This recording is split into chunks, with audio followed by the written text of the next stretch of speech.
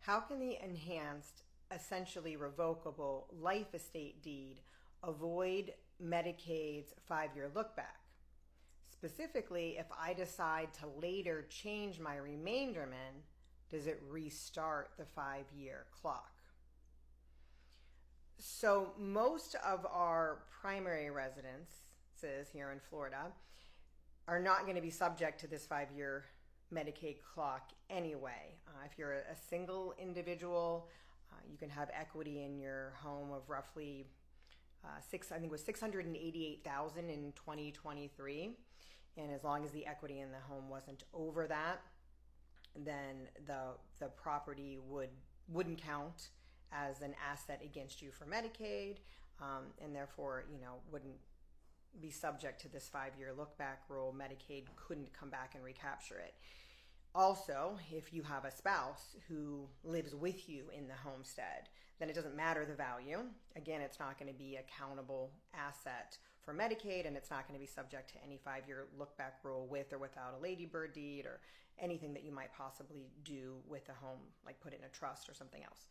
So that's with regard to homestead property. Now, the nice thing about a ladybird deed, just with regard to real estate in general, is it's not considered an immediate transfer of the property. It's not essentially a gift. You're not giving up your ownership. And because you're not giving up your ownership, it's therefore not going to be subject to the 5-year look-back rule, because you're not getting an asset out of your estate or giving an asset to someone else or putting this asset into an irrevocable trust that you're using for Medicaid purposes. So because of that, and because it remains in your name, or you essentially remain the owner during your lifetime, then it isn't subject to Medicaid's 5-year look-back rule. And what I was talking about in my video was then once you pass away, it also, if you have a ladybird deed, it isn't going into your probate estate. It's also not going to be, because of this, subject to Medicaid recovery. It transfers directly to your beneficiary.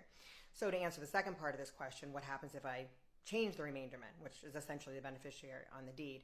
Does it restart the 5-year clock? No, because again, it's not considered a transfer of property.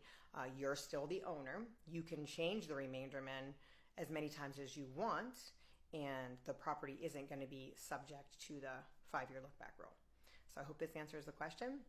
If you have any other questions about ladybird deeds or Medicaid, estate planning, asset protection, or anything related, and you're in Florida, please contact our office at atCause Law.